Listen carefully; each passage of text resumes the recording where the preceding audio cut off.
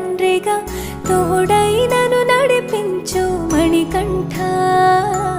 కష్టాలే తరిమినా కన్నీరే ముంచిన నీవే నాకు దిక్కు కదా అయ్యప్ప.